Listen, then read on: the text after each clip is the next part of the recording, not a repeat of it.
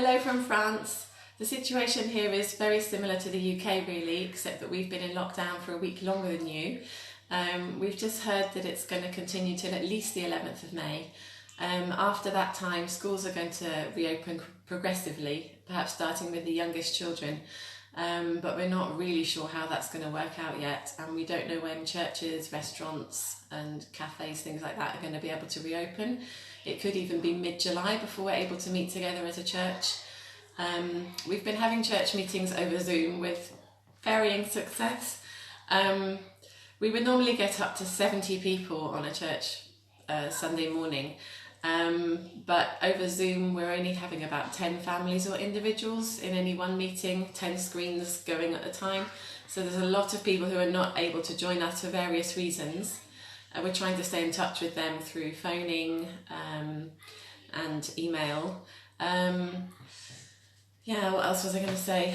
The east of France and Paris are the areas that are most affected here. The other areas also have high concentrations of the virus.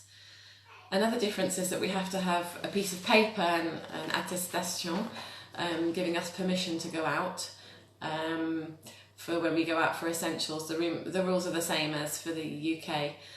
We have to have it signed, dated, even the time. We have to put our address and even where we were born and our date of birth, and we have to have ID with us too. So it's quite strict, and the police are issuing fines for anyone who doesn't have their paper or doesn't have a good reason for being outside.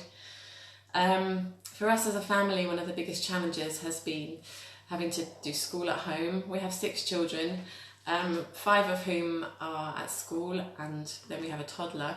And it wouldn't be too bad if they were all working on the same subject at once, but of course all their individual teachers are sending us work over email, so we're having to print a lot of papers, and trying to teach 5 subjects at the same time with a toddler getting involved too is really quite difficult.